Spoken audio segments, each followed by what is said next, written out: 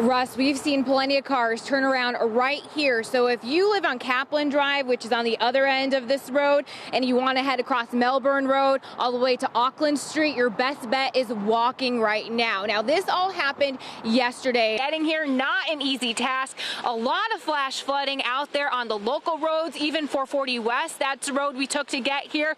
That was hard to navigate as well. And the DOT says stay off the roads during the storm, especially as night starts to fall, because you're not going to be able to see areas like this that are flooded.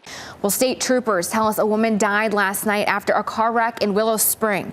We're still waiting to learn more about what happened, including the driver's name. Investigators say the crash happened on Kennebec Road around 8 o'clock. Stefan, this is one of those roads, Alonzo Road here in Newton Grove, finally under construction. Now, Hurricane Matthew hit over a month ago now, and this road's been closed since then. Imagine your ride from NC State's main campus to Centennial campus.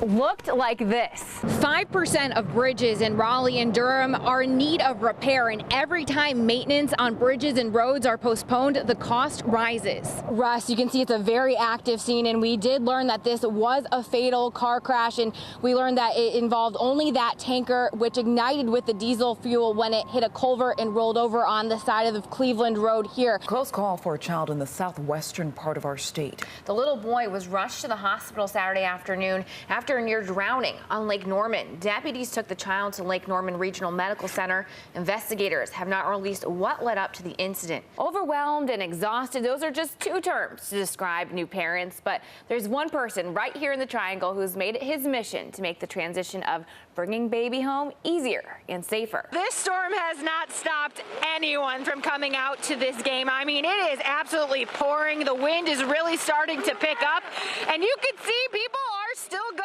in. The stadium is filling up. Kickoff is at noon. There's a bunch of Wolfpack fans out here. 14 roads are still closed tonight because of the hurricane that hit 6 months ago. Our Ali Warshavsky takes us to Cumberland County, where the road to recovery means an even longer detour.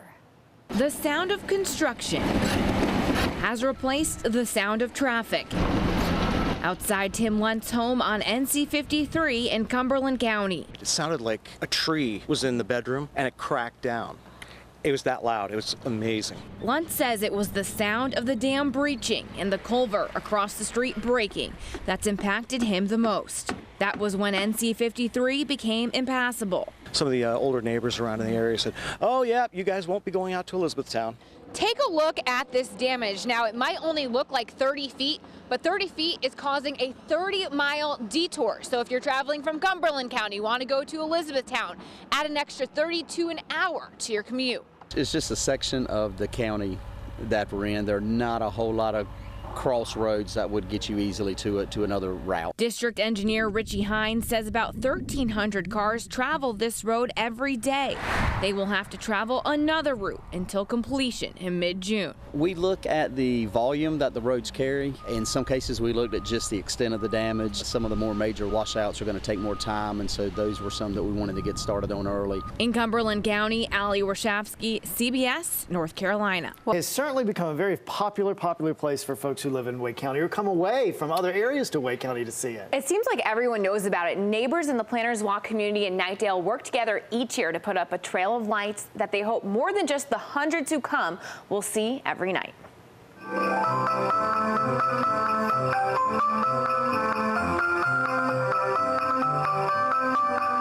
It wouldn't be Christmas without it. 100 people in my backyard every night. Every year we add more. It's like competition, and it's also pressure. Everybody enjoys it, and you see the little kids coming down the walk, and one of them asked me the other day, was I Santa Claus? I said, no, they go across just like a decorated Christmas tree. He might not be Santa, but to hundreds of people, he's pretty close. Malin Smith has been making spirits bright, decking his front and backyard for the past 15 years. I enjoy it all because at nighttime when you turn it on, it's really great. A few years ago, his neighbors joined in on the fun. They decorate their backyards adjacent to a public walking trail. Every yard tells a different story. This neighbor over here loves the icicle lights. This yard loves inflatables. But they are all inspired by one. I ask people when they're passing by, do you know why we do this? And they'll always say, no, why? Well, we want to make sure that Malin's wife can see their house from heaven. Why do you like the angel? I don't know, it just reminds me of, always, reminds me of my life. 5 years ago, Malin's wife Janice lost her battle with breast cancer. We participate in it for her, for him. He started it, and we like to think that every Christmas she can see us shining brightly from heaven. Malin and his neighbors spend days setting up their displays